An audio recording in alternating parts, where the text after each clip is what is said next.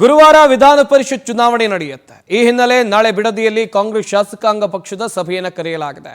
ಶಾಸಕರನ್ನ ಹಿಡಿದಿಟ್ಟುಕೊಳ್ಳೋಕೆ ಸಿಎಂ ಡಿಕೆಶಿ ಶತಾಯಗತಾಯ ಪ್ರಯತ್ನವನ್ನ ಮಾಡ್ತಾ ಇದ್ದಾರೆ. ವಿಧಾನ ಪರಿಷತ್ ಚುನಾವಣೆ ಹಿನ್ನೆಲೆಯಲ್ಲಿ ನಾಳೆ ಬಿಡದಿಯಲ್ಲಿ ಕಾಂಗ್ರೆಸ್ ಶಾಸಕಾಂಗ ಪಕ್ಷದ ಸಭೆಯನ್ನು ಕರೆಯಲಾಗಿದೆ. ಶಾಸಕರನ್ನ ಹಿಡಿದಿಟ್ಟುಕೊಳ್ಳೋಕೆ ಮುಖ್ಯಮಂತ್ರಿ ಡಿಕೆ ಶಿವಕುಮಾರ್ ಅವರು ಸರ್ಕಸ್ ಮಾಡ್ತಾ ಇದ್ದಾರೆ. ಹಾಗೆಯೇ ನಾಳೆ ಸಂಜೆ 6 ಗಂಟೆಗೆ ಬಿಡದಿ ರೆಸಾರ್ಟ್ನಲ್ಲಿ ಈ ಮೀಟಿಂಗ್ ನಡೆಯಲಿರೋದು.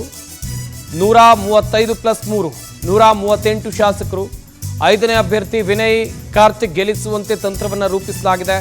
ವಿನಯ್ಗೆ 3 ಮತಗಳ ಕೊರತೆ ಇದ್ರೂ ಕೂಡ ಗೆಲ್ಲೋಕೆ ಪ್ಲಾನ್ ಅಂತ ಹೇಳಿದ್ರೆ ಅವ್ರನ್ನ ಹೇಗೆ ಗೆಲ್ಲಿಸಬೇಕು ಇದಕ್ಕೆ ಪ್ಲಾನ್ ಅನ್ನು ಹಾಕಿಕೊಳ್ಳಲಾಗಿದೆ.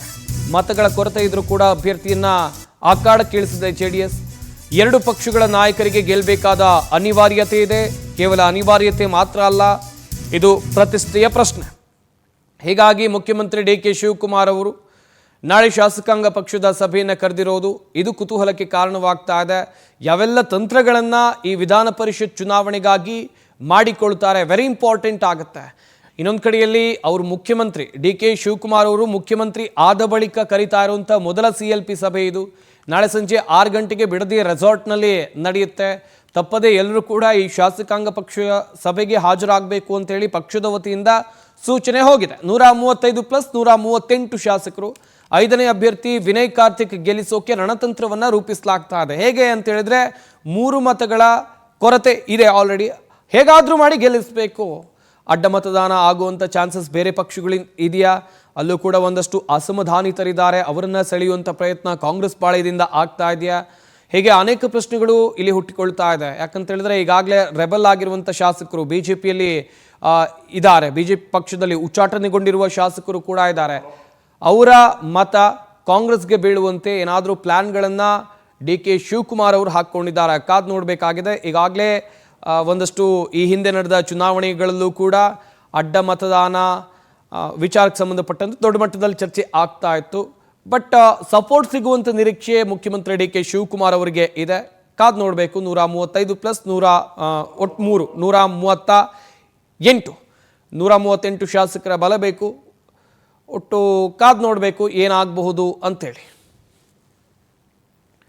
ಪ್ರಯತ್ನಗಳು ನಿರಂತರವಾಗಿ ಸಾಗ್ತಾ ಇದೆ. ಈ ಬಗ್ಗೆ ಇನ್ನಷ್ಟು ಮಾಹಿತಿಯನ್ನು ಕೊಡ್ತಾರೆ ನಮ್ಮ ಪ್ರತಿನಿಧಿ ಆನಂದ್. ನೇರ ಸಂಪರ್ಕದಲ್ಲಿ ಜಾಯ್ನ್ ಆಗ್ತಾ ಇದ್ದಾರೆ. ಆನಂದ್, ಮುಖ್ಯಮಂತ್ರಿ DK ಶಿವಕುಮಾರ್ ಅವರು ಕರೀತಾ ಇರುವಂಥ ಮೊದಲ CLP ಸಭೆ ಕುತೂಹಲಕ್ಕೆ ಕಾರಣವಾಗ್ತಾ ಇದೆ. ಇನ್ನೊಂದು ಕಡೆಯಲ್ಲಿ ವಿಧಾನ ಪರಿಷತ್ ಚುನಾವಣೆಗೆ ಸಂಬಂಧಿಸಿದಂತೆ ಯಾವ ರೀತಿ ರಣತಂತ್ರವನ್ನು ಮುಖ್ಯಮಂತ್ರಿಗಳು ಹಾಕ್ಕೊಂಡಿದ್ದಾರೆ?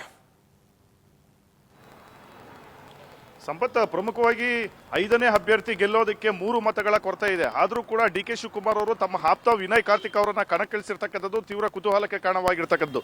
ಜೊತೆಗೆ 5 ಅಭ್ಯರ್ಥಿಗಳನ್ನು ಕೂಡ ಗೆಲ್ಲಿಸ್ಕೊಳ್ತಕ್ಕಂಥ ನಿಟ್ಟಿನಲ್ಲಿ DK ಶಿವಕುಮಾರ್ ಅವರು ಎಲ್ಲ ರಣತಂತ್ರಗಳನ್ನು ಕೂಡ ರೂಪಿಸ್ಕೊಂಡಿದ್ದಾರೆ. ಹಾಗೆ ಅವರಿಗೆ ಪ್ರತಿಷ್ಠೆನೂ ಕೂಡ ಆಗಿರ್ತಕ್ಕಂಥದ್ದು. ಯಾಕಂದ್ರೆ CM ಆದ ಬಳಿಕ ಮೊದಲ ಒಂದು ಚುನಾವಣೆಯನ್ನ ಅವರು ಎದುರಿಸ್ತಾ ಇರ್ತಕ್ಕಂಥದ್ದು. 5ಕ್ಕೆ 5 ಸ್ಥಾನಗಳನ್ನ ಗೆದ್ದುಕೊಂಡು ತಾವು ಮತ್ತೆ ಟ್ರಬಲ್ ಶೂಟರ್ ಅನ್ನೋದನ್ನ ಪ್ರೂವ್ ಮಾಡ್ಕೊಳ್ಳೋದಕ್ಕೆ DK ಶಿವಕುಮಾರ್ ಅವರು ಎಲ್ಲ ರೀತಿಯ ಒಂದು ಗೇಮ್ ಪ್ಲಾನ್ ಅನ್ನ ಮಾಡ್ಕೊಂಡಿದ್ದಾರೆ. ಪ್ರಮುಖವಾಗಿ ನಾಳೆ ಬಿಡದಿಯ ಒಂದು ವಂಡರ್ಲಾ ರೆಸಾರ್ಟ್ನಲ್ಲಿ CLP ಸಭೆಯನ್ನು ಕರೆಯಲಾಗಿರ್ತಕ್ಕಂಥದ್ದು. ಸಂಜೆ 6 ಗಂಟೆಗೆ DK ಶಿವಕುಮಾರ್ ಅವರ ನೇತೃತ್ವದಲ್ಲಿ ಸಭೆ ನಡೆಯುತ್ತೆ. ಈ ಸಭೆಯಲ್ಲಿ KPCC ಅಧ್ಯಕ್ಷ BK ಹರಿಪ್ರಸಾದ್ ಹಾಗೆ ಮಾಜಿ CM ಸಿದ್ದರಾಮಯ್ಯ, ಸುರ್ಜೇವಾಲಾ ಅವರು ಕೂಡ ಭಾಗಿಯಾಗ್ತಾರೆ. ಪ್ರಮುಖವಾಗಿ ಈಗ ಎಲ್ಲ ಒಂದು ಶಾಸಕರಿಗೂ ಕೂಡ ಒಂದು ಸೂಚನೆಯನ್ನ ಕೊಡಲಾಗಿರ್ತಕ್ಕಂಥದ್ದು. ಎಲ್ಲರೂ ಕೂಡ ಕಡ್ಡಾಯವಾಗಿ CLP ಸಭೆಗೆ ಹಾಜರಾಗಬೇಕು, ಮತ್ತೆ ಅವ್ರಿಗೆ ಮತದಾನ ಯಾವ ತರ ಮಾಡಬೇಕು ಅನ್ನೋ ಒಂದು ನಿಟ್ಟಿನಲ್ಲಿ ಅವ್ರಿಗೆ ಟ್ರೈನಿಂಗ್ ಅನ್ನು ಕೂಡ ಕೊಡಲಾಗುತ್ತೆ. ಯಾಕಂದ್ರೆ ಕೆಲವೊಂದು ಮತಗಳಾಗ್ತಕ್ಕಂಥ ಸಂದರ್ಭದಲ್ಲಿ ಏನಾದರೂ ಹೆಚ್ಚು ಕಡಿಮೆ ಆದ್ರೆ ಆ ಮತಗಳು ಅಸಿಂಧು ಆಗ್ತಕ್ಕಂಥ ಸಾಧ್ಯತೆಗಳಿರುತ್ತೆ. ಈ ಹಿನ್ನೆಲೆಯಲ್ಲಿ ಮತವನ್ನ ಯಾವ ರೀತಿ ಹಾಕಬೇಕು ಅನ್ನೋ ಒಂದು ನಿಟ್ಟಿನಲ್ಲಿ ಅವ್ರಿಗೆ ಟೆಕ್ನಿಕಲ್ ಆಗಿ ಒಂದಷ್ಟು ಅಡ್ವೈಸ್ ಮಾಡ್ತಕ್ಕಂಥ ಒಂದು ಕೆಲಸನೂ ಕೂಡ CLP ಸಭೆಯಲ್ಲಿ ನಡೆಯುತ್ತೆ.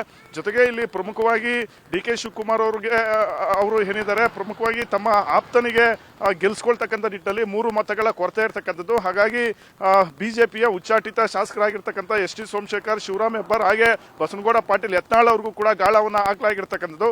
ಹಾಗೆ JDS ನಲ್ಲಿ ಇರ್ತಕ್ಕಂಥ ಅಸಮಾಧಾನಿತರಿಗೂ ಕೂಡ ಈಗಾಗಲೇ DK ಶಿವಕುಮಾರ್ ಅವರು ಗಾಳ ಹಾಕಿ 5ಕ್ಕೆ 5 ಅಭ್ಯರ್ಥಿಗಳನ್ನ ಗೆಲ್ಲಿಸ್ಕೊಳ್ಳೋದಕ್ಕೆ ಮುಂದಾಗಿರ್ತಕ್ಕಂಥದ್ದು. ಮತ್ತೊಂದು ಕಡೆ JDS ನಲ್ಲಿ 5 ಅವ್ರಿಗೆ BJPಯ 5 ಮತಗಳು ಸೇರಿದ್ರು ಕೂಡ ಇನ್ನೂ 6 ಮತಗಳ ಒಂದು ಕೊರತೆ ಇದೆ. ಹಾಗಿದ್ರೂ JDS ಅಭ್ಯರ್ಥಿಯನ್ನು ಕೂಡ ಕಣಕ್ಕಿಳಿಸಲಾಗಿರ್ತಕ್ಕಂಥದ್ದು. ಅವರು ಕೂಡ ಈಗಾಗಲೇ ಕಾಂಗ್ರೆಸ್ ನಾಯಕರಿಗೆ ಗಾಳ ಆಗ್ತಕ್ಕಂಥ ಒಂದು ಪ್ರಯತ್ನಗಳನ್ನ ಮಾಡ್ತಾ ಇದ್ದಾರೆ. ಹೀಗಾಗಿ ಯಾವುದೇ ಒಂದು ಆಮಿಷಕ್ಕೆ ಒಳಗಾಗಬಾರದು ಅನ್ನೋ ನಿಟ್ಟಿನಲ್ಲಿ ಕಟ್ಟುನಿಟ್ಟಿನ ಸೂಚನೆಯನ್ನ ಕಾಂಗ್ರೆಸ್ ಶಾಸಕಾಂಗ ಪಕ್ಷದಲ್ಲಿ DK ಶಿವಕುಮಾರ್ ಅವರು ಕೊಡ್ತಾರೆ. ಸದ್ಯ ನಾಳೆ ಎಲ್ಲರೂ ಕೂಡ ನಾಳೆ ಸಂಜೆ 6 ಗಂಟೆಗೆ ವಂಡರ್ಲಾ ರೆಸಾರ್ಟ್ಗೆ ಸೇರ್ಕೊಳ್ತಾರೆ. ಜೊತೆಗೆ ಅವತ್ತು ರಾತ್ರಿ ಹಲ್ಲೆ ಕಳೆದು ಮಾರನೇ ದಿನ ಅಂದ್ರೆ ಜೂನ್ 18ನೇ ತಾರೀಕು ಏನು ಚುನಾವಣೆ ಇದೆ, ಆ ಚುನಾವಣೆಗೆ ನೇರವಾಗಿ ರೆಸಾರ್ಟ್ ಇಂದ ವಿಧಾನಸೌಧಕ್ಕೆ ಬರ್ತಕ್ಕಂಥ ಒಂದು ಪ್ಲಾನ್ ಅನ್ನು ಕೂಡ DK ಶಿವಕುಮಾರ್ ಅವರು ಹಾಕೊಂಡಿರ್ತಕ್ಕಂಥದ್ದು. ಒಟ್ಟಿನಲ್ಲಿ 5 ಅಭ್ಯರ್ಥಿಗಳನ್ನ ಗೆಲ್ಸ್ಕೊಂಡು ಈ ಬಾರಿ ಮತ್ತೆ ಟ್ರಬಲ್ ಶೂಟರ್ ಅಂತ ಪ್ರೂವ್ ಮಾಡ್ಕೊಳ್ಳೋದಕ್ಕೆ DK ಶಿವಕುಮಾರ್ ಅವರು ಎಲ್ಲ ಒಂದು ಪ್ಲಾನ್ ಅನ್ನ ಮಾಡ್ಕೊಂಡಿದ್ದಾರೆ. ಜೊತೆಗೆ ಮೊದಲ ಚುನಾವಣೆ ಅವ್ರದ್ದು ಆಗ್ತಾ ಇರ್ತಕ್ಕಂಥ ಒಂದು ಹಿನ್ನೆಲೆಯಲ್ಲಿ ಎಲ್ಲ ಒಂದು ಪ್ಲಾನ್ ಅನ್ನು ಕೂಡ ಅವರು ಮಾಡ್ಕೊಂಡಿದ್ದಾರೆ. ಹಾಗಾಗಿ DK ಶಿವಕುಮಾರ್ ಅವರಿಗೆ ಈ ಚುನಾವಣೆ ಒಂದು ರೀತಿಯ ಪ್ರತಿಷ್ಠೆನೂ ಕೂಡ ಅಂತಾನೆ ಹೇಳ್ಬೋದು. ಸಂಪತ್, ಥ್ಯಾಂಕ್ ಯು ಆನಂದ್ ತಮ್ಮೆಲ್ಲ ಡೀಟೇಲ್ಸ್ಗಾಗಿ.